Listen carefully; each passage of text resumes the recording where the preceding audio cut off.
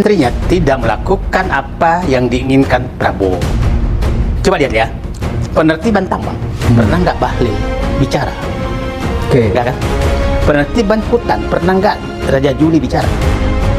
Yang selalu muncul hanyalah Syafri Samsudin sebagai ketua pelaksana dan dulu Febri. Artinya ada pembangkangan terhadap program Prabowo. Kita lihat lagi, transfer pricing. Pernah nggak Menteri Perdagangan bicara? Nggak pernah. Bagaimana memberantas transfer pricing? Pernah nggak kita mendengarkan Bahlil cerita tentang bagaimana menertibkan tambang? Enggak. Jadi menteri-menterinya melakukan pembangkangan struktur, sabotase struktur. Nah, banyak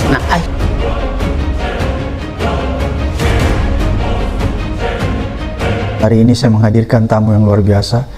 Ini sahabat saya, sudah lama nggak berkunjung ke podcast saya. Sibuk sekali dia ke sana kemari, ke kebun sawit, nggak tahu apa. Kita tanyakan lagu. Bun Said dulu, assalamualaikum. Waalaikumsalam warahmatullahi wabarakatuh. Manusia merdeka. Bung Said, saya lihat ini videonya ke sana kemari ya. Masuk ke kebun sawit, pergi ke daerah tambang, keliling kelihatannya. Dan narasi-narasinya Pak Said ini mengagetkan saya. Kenapa mengagetkan saya? Seolah-olah yang saya tangkap akan ada kudeta terselubung dari dalam. Seperti begitu ya. Kudeta senyap. Oh, kudeta senyap. Istilah Pak Said kudeta senyap. Dari dalam sendiri. Senyap dan merayap. Oh, senyap dan merayap. Dan selama ini kan sebenarnya kita tahu betul ya bahwa Pak Prabowo itu kan satu kapal ya dengan kekuasaan lama. Ya. Pak Jokowi representasinya ada Gibran dan lain-lain sebagainya. Tapi hari ini ada hal yang mungkin tidak seperti biasanya lagi ya. Kalau saya lihat ya Pak Said ya, ada gestur pemerintahan yang tampaknya tidak seperti dulu lagi yang terjadi. Kepemimpinan itu mulai koalisi, mulai mungkin banyak orang bilang agak mulai tidak harmonis. Saya nggak ingin menggunakan kata retak ya, kurang harmonis mungkin. Mulai dilihat dari tempat duduk dan lain sebagainya. Apa yang sedang terjadi nih Pak Said? Bulan Agustus lagi nih. Jadi kita harus ingat bahwa sebenarnya Jokowi itu tidak merasa terjadi penggantian rezim. Prabowo adalah kelanjutan Jokowi. Itu yang harus orang pahami. Menurut Pak Jokowi. Menurut Pak Jokowi dan dibuktikan kan begini. Dan dia berhasil membuktikan itu. Kita lihat pada saat Jokowi itu kan ingin 3 periode.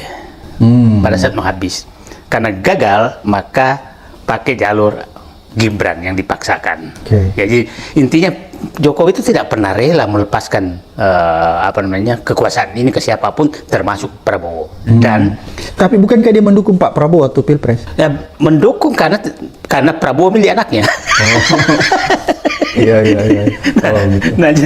Nah, terus kita lihat ya, hampir semua orang-orang yang tokoh-tokoh yang menginginkan Jokowi 3 periode itu kan dipakai Prabowo. Kita sebutkan nama lah. Siapa di antaranya? Airlangga Hartarto, Menko Ekonomi. Menko Perekonomian pada saat Kota Golkar kebun sawit menanyakan petani sawit. Ya kan? Yang kedua Zulkifli Hasan, Ketua PAN. Yang ketiga Muhaimin Iskandar. Yang keempat Bahlil yang memberikan gelar Raja Jawa. Jadi orang-orang yang ini semua kuartet ya? Masih, dulu kan ada Nyala Mataliti juga sama, menginginkan Bambang Susatyo ketua MPR saat itu. Jadi ini orang-orang ini Jokowi 24 karat semua gitu.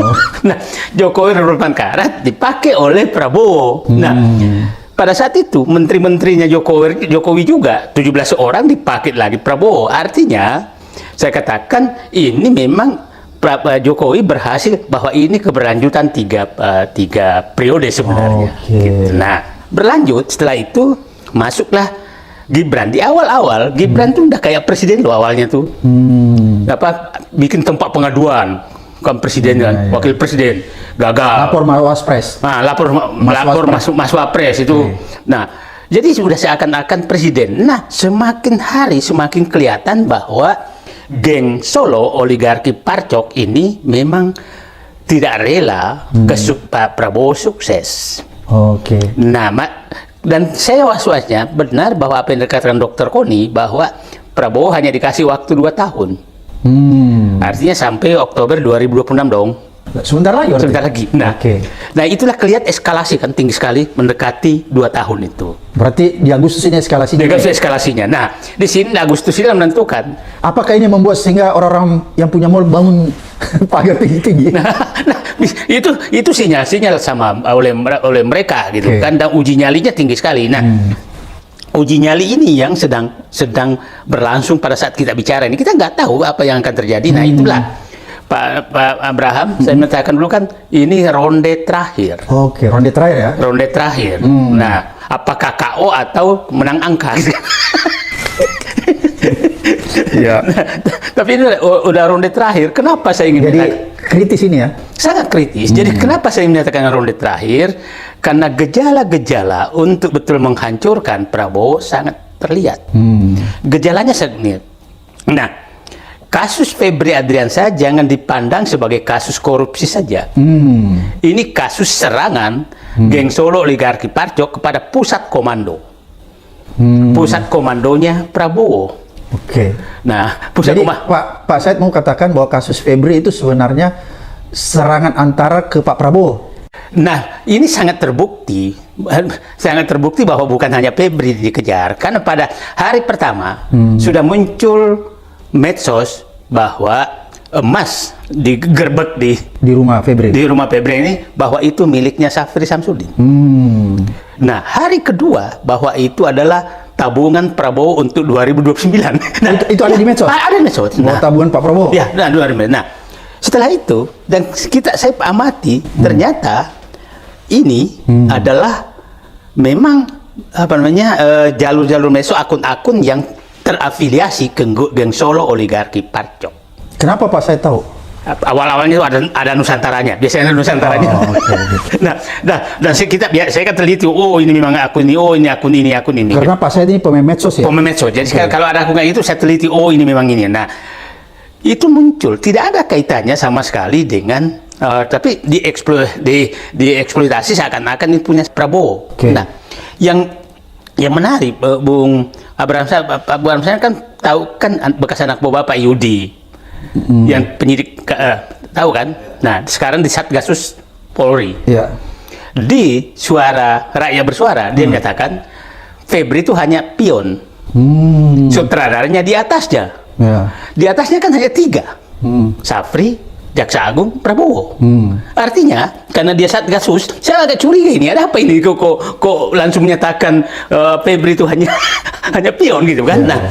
Nah, banyak sekali orang yang menyatakan seperti itu, dan saya ketemu aktivis semua pencucian otak bahwa Febri itu hanya pion ini adalah banyak sekali. Sampai tadi malam saya jelaskan, saya kenal Pak Syafri, nggak mungkin lah melakukan itu.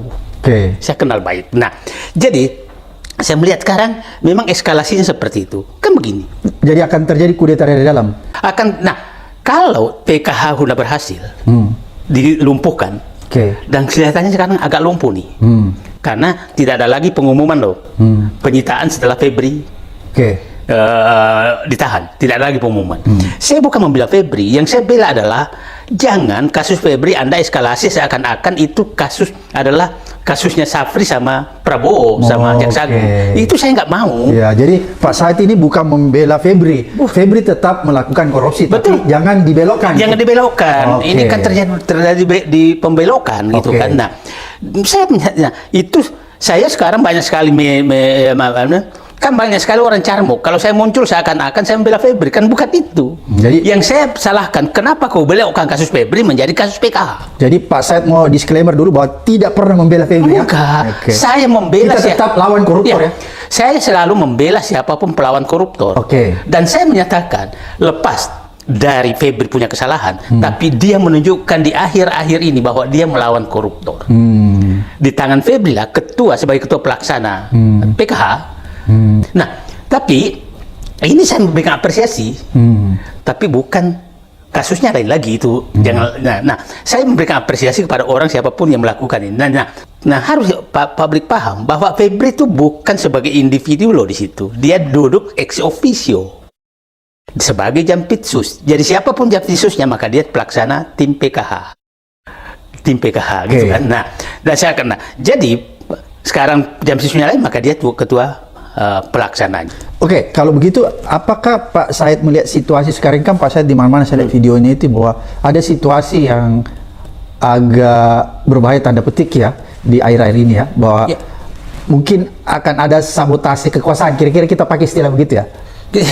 Saya Apa istilahnya tuh? kalau saya menyatakan meminjam istilahnya Pak Jenderal Gatot Nurmantio, itu adalah pembangkangan struktural. Pembangkangan struktural itu adalah menteri-menterinya tidak melakukan apa yang diinginkan Prabowo. Coba lihat ya, penertiban tambang, pernah nggak Bahlil bicara? Oke. Nggak kan? Penertiban hutan, pernah nggak Raja Juli bicara? Yang selalu muncul hanyalah Syafri Samsudin sebagai ketua pelaksana dan dulu Febri. Artinya ada pembangkangan terhadap program Prabowo. Kita lihat lagi, transfer pricing. Pernah nggak Menteri Perdagangan bicara? Nggak pernah. Bagaimana memberantas transfer pricing? Pernah nggak kita mendengarkan Bahlil cerita tentang bagaimana menertibkan tambang? Enggak. Jadi menteri-menterinya melakukan pembangkangan struktural, sabotase struktural. Nah, akhirnya Pak Prabowo sekarang seakan-akan sendirian. Dan dia hanya satu tangan adalah Syafri Samsudin yang melakukan itu. Tunggu dulu Pak Said. Bukankah orang kenal selama ini bahwa Pak Prabowo itu kan orang yang tegas, kuat, tentara, Kopassus, sehingga dia bisa melakukan tindakan-tindakan yang tegas terhadap tadi orang-orang yang Pak Said anggap itu pembangkangan dari dalam. Kenapa dia tidak melakukan tindakan keras? Saya melihat Pak Prabowo terpenjara tanda kutip bahwa bangsa ini bisa diselesaikan dengan kompromi. Paradigmanya Pak Prabowo mau kompromi. Mau kompromi. Oke. Nah, sementara yang mau dikompromi nggak pernah mau kompromi. Jokowi nggak mau kompromi. Kenapa Pak Said tahu bahwa dia nggak mau kompromi? Faktanya dia mengusulkan semua orang untuk jadi menteri, orang-orangnya dia, ya kan? Terus dia melakukan komunikasi politik terus dengan bermain politik, terus akhirnya nggak mau kompromi dong. Apa itu indikatornya bermain politik? Nah, contoh lah menerima menterinya Prabowo di rumahnya kan itu pernah nggak terjadi dari 7 presiden? Iya. Pernah nggak terjadi bahwa dia menerima menterinya Prabowo di rumahnya dia? Apakah safari keliling juga itu bagian? Nah, itulah. Jadi dia terus bergerak dan puncaknya kemarin, Pak Bung Abraham. Kalau memang dia rela kekuasaan ini dikendalikan Prabowo, masa tempat duduk anaknya pun dikomentari? Apa yang dikomentari itu? Ya bahwa duduk anaknya tuh katanya harus ada aturannya, aturan protokolernya. Aturan protokoler kan ditetapkan oleh Sekap. Kalau dia bilang Gibran duduk di belakang sana boleh, nggak ada yang salah. Loh, anaknya tempat duduk anaknya dikomentari gitu loh. Itu menurut saya, nah muter-muter seluruh Indonesia gitu kan, itu permainan. Jadi ingat kita ya Pak Bram ya. Jangan dulu Pak Said. Nah. Berarti setelah Pak Jokowi ini memprotes tanda petik kedudukan tempat duduk anaknya, itu sudah mengindikasikan bahwa mulai ada keretakan di dalam. Kalau saya lihat, iya, itu sangat. Nah, kan Pak Said ini banyak kenal orang dalam kan? Iya. Ordal. Dan saya melihat, nah mudah-mudahan Pak Prabowo sudah menyadari bahwa ini simbol aku nggak mau diganggu lagi, maka kasih tempat duduk anakmu sebelah sini. Kan kira-kira. Iya. Nah, ternyata terpancing. Oke. Nah, kalau dia bijak ya diam aja lah, nggak usah komentari tempat duduk anaknya, gitu kan. Nah, jadi mulai ada keretakan menurut Pak Said. saya melihat gini, kan ini sudah diganggu. Oke. Kasus gangguan terhadap PKH. Coba Pak Abraham, ini gangguan. Jadi saya mau potong. Tadi Pak Said itu sempat ngomong-ngomong pernah di medsos, kayak ada skenario besar, ya, ada aliansi besar yang memainkan situasi ini, ada di Singapura, ada di mana, Jakarta, Bandung. Itu gimana? Tolong dijelasin kepada kita nih. Saya Pak Said buat apa itu? Clue-clue begitu. Kita bingung apa itu maksudnya gimana? Jadi saya melihat begini, karena ketidakrelaan Pak Jokowi kehilangan kekuasaan dinastinya, dan dia melihat Pak Prabowo sepertinya sudah menutup pintu untuk berpasangan 2009 karena tidak pernah ditanggapi apapun, gitu kan? Jadi menurut Pak Said tidak mungkin lagi berpasangan di 2029. Kan Pak Said dekat nih sama orang dalam. Nah, saya melihat tidak pernah. Ingat waktu dengan Pak Bram sama kita ketemu tanggal 30 Januari kan. Ya. Nah, kita akan nanya Pak, apakah ada niat maju? Keluarkan kata-kata Pak Prabowo, jangankan maju, jangankan cari pasangan, untuk maju pun saya belum tentu. Itu kan kata-kata dia. Jadi Pak Said menganggap bahwa 2009 ini belum tentu pasangan Pak Prabowo dan Gibran. Kalau saya sih kayaknya udah tertutup pintunya. Apa indikatornya Pak Said? Dia nggak pernah nanggapi, dan kalau dia mau pasangan nggak mungkin dia simpen digeser tempat duduknya lah. Gitu. Siapa tahu itu cuma sandiwara Pak Said. Nah, saya karena tidak pernah mendengarkan itu sama sekali. Oke. Nah, yang perlu nih kan, tapi masih ada faksi di dalam pemerintahan Prabowo ingin terus menjoinkan Prabowo, mengamankan Prabowo dari serangan Solo oligarki Parcok ini. Masih ada. Nah, Siapa itu? Jadi sehingga saya melihat Solo oligarki Parcok ini melakukan gerakan, oke, kalau lu nggak mau aku bikin koalisi baru tanda kutip. Itulah keluar di Twitter saya menyatakan ada segitiga SSB Singapura, Solo, Bandung. Ini informasi intelijen Pak Said. Banyak sekali informasi saya yang sudah Kan Pak Said ini dekat saya lihat sama kalangan-kalangan di dalam ya. Ya, saya merangkai saja, kan Pak Baron sama saya kan tiap hari muter aja kemana-mana dapat informasi. Nah, dan tanda-tandanya sangat jelas. Apa tadi itu singkatannya? SSB. Apa itu? Singapura, Solo, Bandung. Oke. Ini sedang mempersiapkan. Nah, ingat ada pelarian koruptor ada di luar yang dihakimi oleh Prabowo. Jadi mereka bersatu lagi nih. Koruptor-koruptor oligarki bersatu di Singapura membuat poros baru.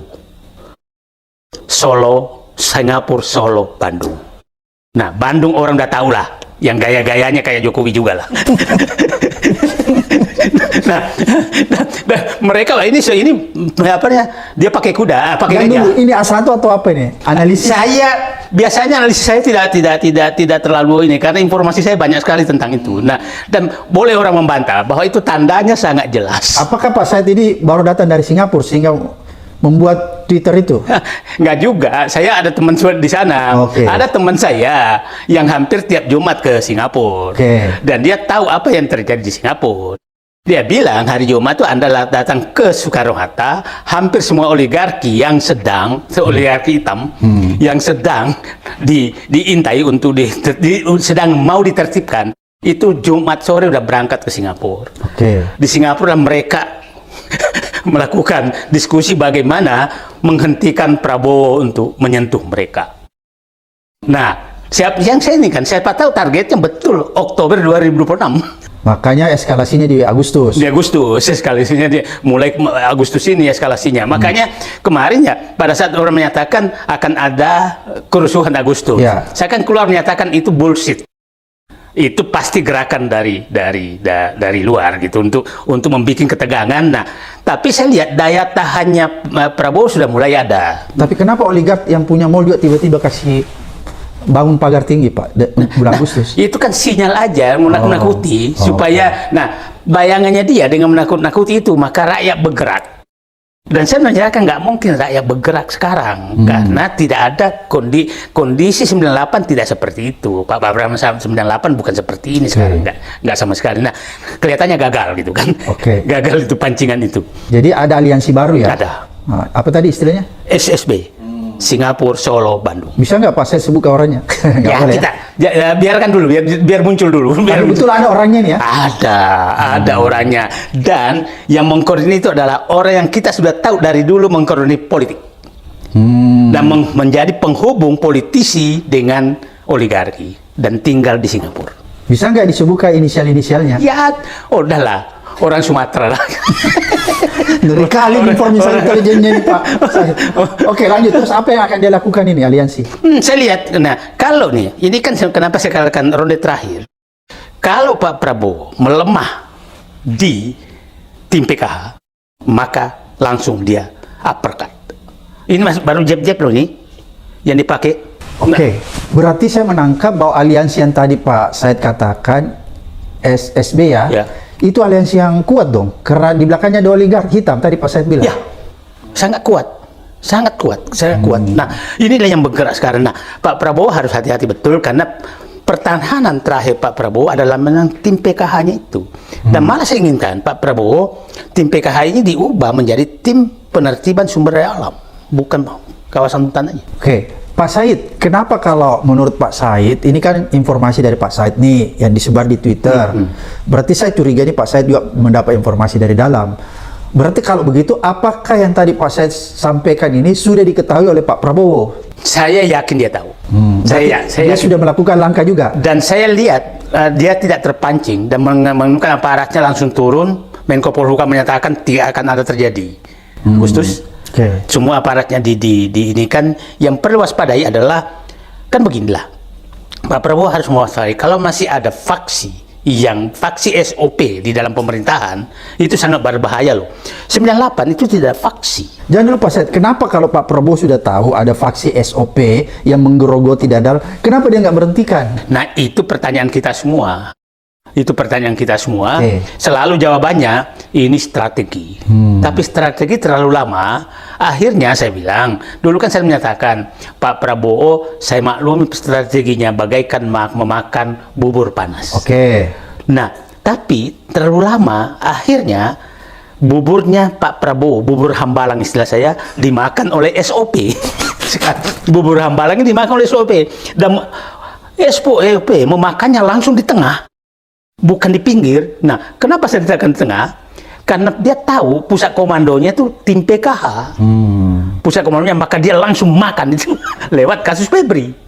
Masa dieskalasi lah terus seakan-akan ini adalah apa namanya Safri Samsudin. Dan kita lihatlah, betul tiga ini menyerang PKH Solo, oligarki dan Parco, menyerang PKH.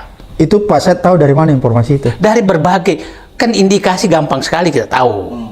Ini afiliasi kemana sih?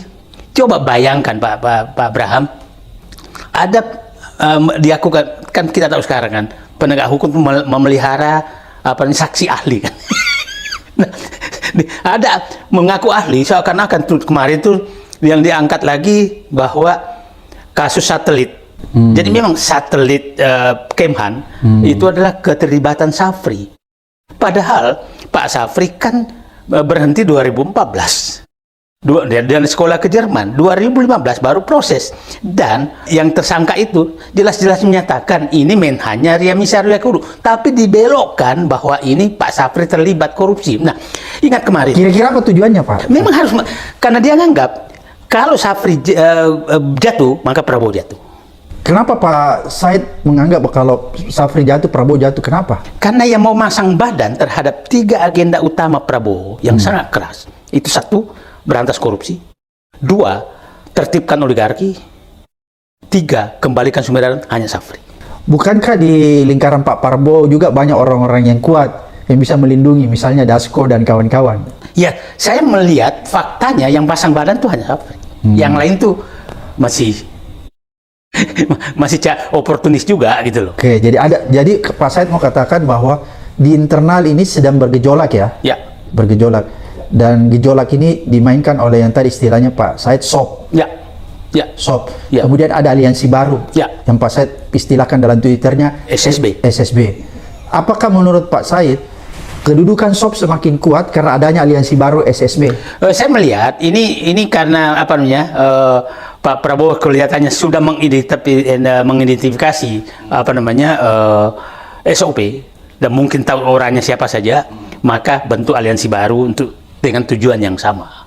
Aliansi baru SSB itu. Oke, berarti kalau Prabowo sudah tahu Pak Said bahwa ada gangguan internal, apakah Pak Prabowo tidak punya rencana melakukan reshuffle bersih-bersih? Ya, itulah kalau sebenarnya Pak Prabowo kan sudah melakukan dulu sinyal dengan memasukkan Jumhur Hidayat.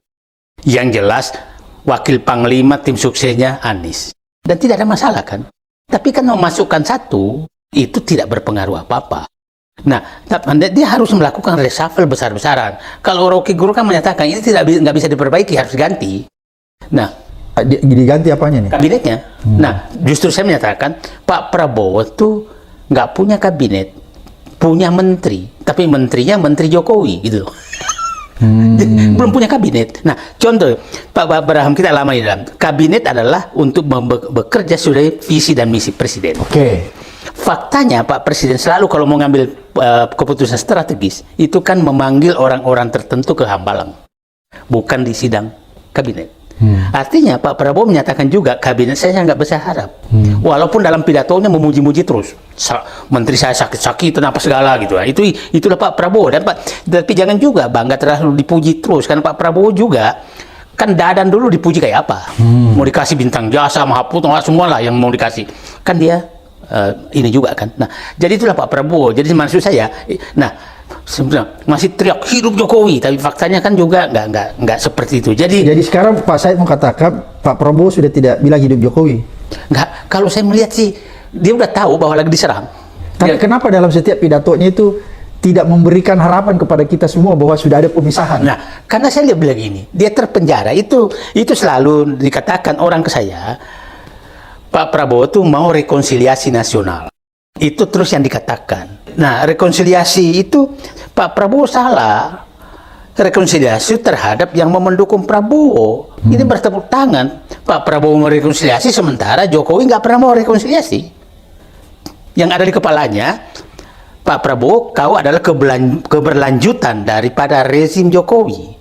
Dan persiapkanlah dinasti Jokowi untuk ambil lagi, gitu loh. Itu yang. Nah, jadi orang menyatakan Pak Prabowo harus rekonsiliasi sebentar dulu.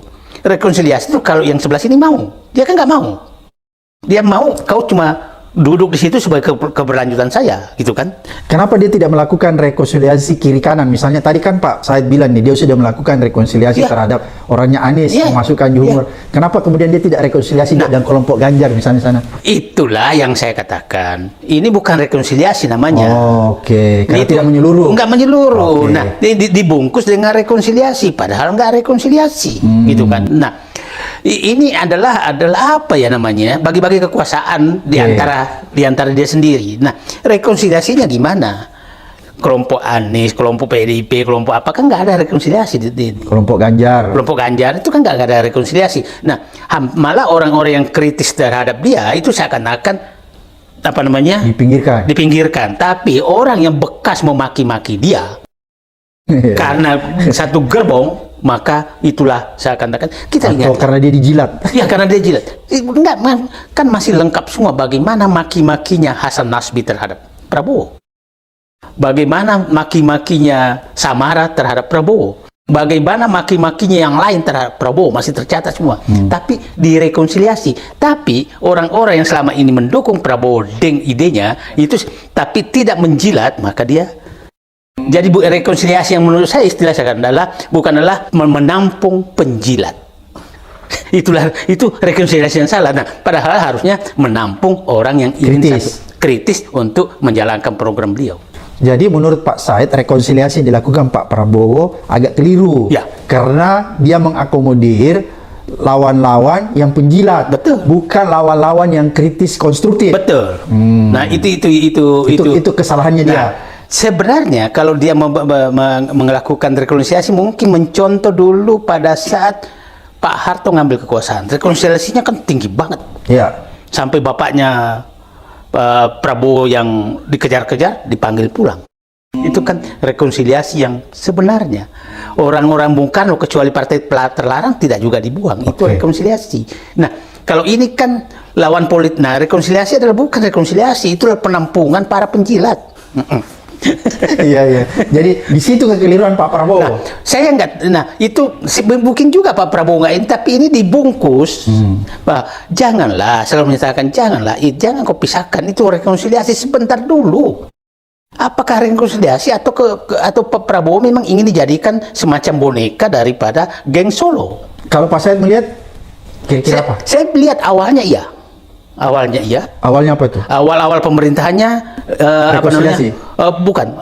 Kan begini, kita masih ingat, selalu teringat oleh saya itu tanggal 15 Oktober surat perintah Solo SPS 15 Oktober 2004. Ini Pak Said banyak sekali istilahnya. Terus sebelum ini berapa hari sebelum dilantik? 5 hari sebelum dilantik. 20 Oktober. Itu kan Pak Prabowo dipanggil tanda kutip Jokowi Prabowo menghadap Jokowi di Solo kan. Yang ada di situ kan LBP, Dasko. Oke.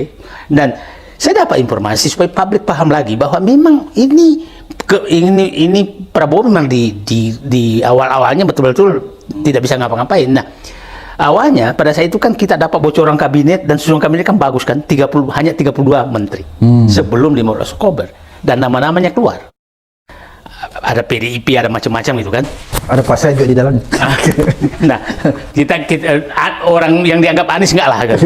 Nah, terus 15 Oktober datang ke Solo kan. Nah, Pak B paham bahwa itu adalah utusan geng SOP ke geng SOP 13-14 Oktober meeting di IKN. Hasil pertemuan itu yang cerita saya itu orang yang hadir di sana. Yang itulah yang dibawa LBP ke Solo. Nah, pesan mereka, Bapak harus panggil Prabowo. Jadi panggillah ke Solo, keluarlah susunan kabinet. Oke, jadi Pak Said bilang sebenarnya kabinet yang ada di Pak Prabowo itu adalah susunan kabinet yang sudah disiapkan. Ya. Dan bukan keinginan Pak Prabowo. Kira-kira begitu? Ya, itulah simbol rekonsiliasi dan menyatakan menang. Karena dia bisa memasukkan semua yang dia inginkan. Jadi itu salah satu bentuk rekonsiliasi Itulah Pak Prabowo. rekonsiliasi Pak Prabowo. Yang menurut Pak Said itu keliru sebenarnya. Nah, menurut saya karena dia sudah itu, ya udahlah. Kalau memang ada yang perlu diterima kasih ke Jokowi, sudah cukup dapat anaknya wapres. Yang jelas-jelas melanggar banyak hal, terus dapat menteri sudah 2 tahun. Cobalah menteri-menteri Jokowi pernah nggak sih muncul Pratikno membela Prabowo? Menko kan? Ya. Ada Menko, Iya, iya. Mendiknas dulu, Mendikbud dulu. Iya, iya. Nah, pernah nggak muncul membela Airlangga? Pernah nggak muncul membela? Artinya kabinet Prabowo ini memang seakan-akan menjerumuskan Pak Prabowo karena dia nggak pernah keluar. Prabowo bertarung sendiri. Dan dulu, ini kata-katanya Pak Said perlu digali nih. Tadi Pak Said bilang kabinet ini seolah-olah melakukan sesuatu ingin menjerumuskan Pak Prabowo. Ya. Apakah salah satu yang dia lakukan itu memberi masukan dalam pidato sehingga Pak Prabowo selalu kalau dalam pidato bikin menimbulkan pro kontra di masyarakat? Jadi caranya membawa Prabowo jangan kasih informasi karena dia udah tahu sekitar Prabowo informasinya salah terus, maka dia nggak ngasih informasi. Oke. Dia nggak mau bekerja. Nah itu kalau umpamanya begini, kasus umpamanya penelitian tambang, Bahlil muncul dong membela Prabowo apa yang dilakukan, nggak pernah muncul. Tapi bagaimana dia mau muncul? Dan memang dia yang bagi-bagi selama ini. Oke, menarik nih. Maksudnya ada permainan dari dalam, dugaan Pak Said bahwa kabinet ini melakukan sesuatu manuver dari dalam untuk menggembosi. Apakah ini, saya coba membayangkan, apakah ini nanti ujungnya Pak Said tidak seperti yang terjadi ketika Soeharto mau jatuh, tiba-tiba menteri-menteri yang pendukung apa tuh SOP tadi, geng SOP itu tiba-tiba mengundurkan diri nanti. Ini lebih parah. Untuk menggembosi. Lebih parah karena Pak Harto itu jatuh karena sekaligus kehilangan 4 kaki. Kaki pertama birokrat itu di Ginanjar Kartasasmita langsung menyatakan tidak mau jadi kabinet. Itu kaki pertama. Kaki kedua, kaki politik. Harmoko sudah menyatakan tidak lagi dapat dukungan. Bayangkan ini 2 loyalis yang sangat tinggi penjilat ini. Nah, kaki yang ketiga yang langsung hilang adalah kaki tokoh-tokoh yang dianggap membantu tim reformasi yang dipimpin Nurholis Majid. Menyatakan juga nggak mau. Nah, kaki yang keempat yang harus diingat dulu, kasus Jakarta, kita ingat itu. Info yang kita dapat dan sangat valid bahwa yang menarik pasukan pertama sehingga terjadi kerusuhan adalah Kapolda Metro Jaya. Terjadi kekosongan pasukan 6 jam. Baru pada saat itu Sapri Sansuni Komandan Garnisun kayaknya tidak tahu bahwa terjadi kekosongan. Artinya kaki 4 sekaligus. Nah, sementara saat itu tidak ada sama sekali faksi di dalam pemerintahan. Tidak ada faksi pun bisa terjadi. Sekarang apalagi ada faksi. Jadi ini bisa terjadi. Sangat memungkinkan terjadi, apalagi oligarki disentuh. Apalagi tadi Pak Said bilang menurut informasinya sudah ada rapat di Singapura. Kalau itu betul kan? Iya. Nah, sebenarnya saya ingin mendalami ini Pak Said, tapi Pak Said belum mau terbuka. Saya ingin mengorek siapa sih aktornya ini. Cuma Pak Said masih menahan diri, nggak mau sebutkan inisialnya. Ya sudahlah, nggak apa-apa. Mudah-mudahan nanti saya panggil Pak Said ingin bisa menyebutkan nama orang ini karena penting bagi saya. Walaupun inisialnya aja ya. Karena saya menarik ini, kok ada Singapura, apa tadi? Singapura, Singapura, Solo, Bandung. Ini menurut saya unik, makanya saya akan mau mendalami, tapi karena hari ini Pak saya tidak mau ngomong. Jadi ini SOP itu berharap bahwa Prabowo masih mau jadi boneka, tapi ternyata sudah nggak mau, maka terbentuklah ini baru SSP. Nah, jadi saya hanya menyatakan begini, Pak Prabowo, Bapak betul ini ronde terakhir. Ronde terakhir itu kalau Bapak tidak meng-KO, maka mungkin kalah angka. Kalah angka karena faksi yang ingin begini. Ini kan begini. Ini kekecewaan rakyat sedang terjadi. Partai politik Pak bunglon semua. Pak Prabowo harus sadar itu. Bunglon semua itu. Apalagi udahlah. Dia hanya kekuasaan aja kok itu. Memang percaya Golkar bisa loyal? Enggak lah. Memang percaya PKB bisa loyal? Enggak lah. Pan apa lagi? PKS aja bisa lompat-lompat apalagi. Nah, ini Jadi PKS juga bisa lompat. Nah, awalnya saya bilang partai dakwah. Partai dakwah ternyata partai loncat indah juga gitu. Nah, Pak Prabowo terus kakinya apa Pak Prabowo? Oligarki Bapak hajar. Terus teman Bapak siapa? Apakah Bapak Parcok? Apakah Bapak sudah kendalikan? Faktanya Bapak tidak bisa sentuh sampai sekarang. Tapi kan Pak Prabowo katanya punya militer, punya hijau. Oke. Punya hijau. Apakah hijau betul 100%? Belum tentu loh. Nah, jadi saya jangan sampai salah hitung kekuatan. Jangan dengarkan ketua parpol. Ketua parpol itu hari ini A, besok B. Coba ingat. Tadi kemarin Zulkifli Hasan. Untung kita punya Prabowo. Padahal pada saat Jokowi, untung kita punya Jokowi, maka Jokowi harus 3 periode. Percaya orang Penjilat itu. Nah, udah bunglon, saya bilang. Bunglon semua. Nah, Pak Prabowo. Apa bedanya bunglon dan penjilat? Nah, bunglon tuh panjang lidahnya juga. Jadi bisa berubah warna dan bisa menjilat. Itu lebih parah. Kalau cecak dua, hanya penjilat aja. Jadi berarti istana ini penuh air liur ya, karena banyak penjilat? Punya banyak penjilat, banyak sekali penjilat.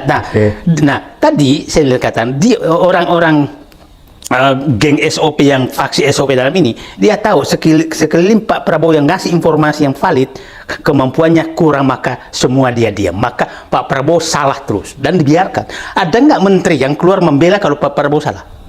Nggak ada kan? Ada Hasan Nasbi. Ya itu kan maki-makinya kepada Prabowo lebih parah. Ada yang pasang badan Hasan Nasbi sama siapa itu? Kodari. Nah, tapi kan dia pasang badan ke siapapun. Nah, jadi jadi sama siapapun. Ke siapapun. Nah, yang saya mau uji ini adalah orang-orang ini yang dapat jabatan dari Prabowo sebenarnya itu membela nggak dia? Enggak tuh. Enggak lah. Menarik apa yang disampaikan Pak Said, tapi ini satu saya akan mau tagih Pak Said supaya tidak menimbulkan persepsi. Nanti berikutnya Pak Said harus menjelaskan inisial SSB. Kan? Kalau hari ini belum mau, nanti berikutnya. Apakah SSB itu kan ada di dalamnya oligarki? Ada. Apakah oligarki ada di dalamnya? Kasih clue nih saya. Apakah ada oligarki yang pernah lawannya Pak Said di PIK? Misalnya gitu. Nah, itu saya pikir hampir semua lagi bersatu kok. Lagi bersatu karena, jadi kelihatannya menurut saya ini mau mengelabui, tapi kan kita juga punya membaca duluan. Cuma jangan kita buka dulu supaya keluar semua ini. Siapa aja. Janji ya. Janji. Terima kasih Pak Said. Mudah-mudahan apa yang disampaikan ini didengarkan oleh masyarakat agar supaya orang tahu apa sih yang sedang terjadi dan tetap waspada, kira-kira gitu ya. Tetap waspada di bulan Agustus ini karena tadi Pak Said katakan bahwa ada eskalasi. Kira-kira seperti itu ya. Mudah-mudahan mencerahkan, mengedukasi. Sampai ketemu di episode berikutnya di Abraham Samad Speak Up.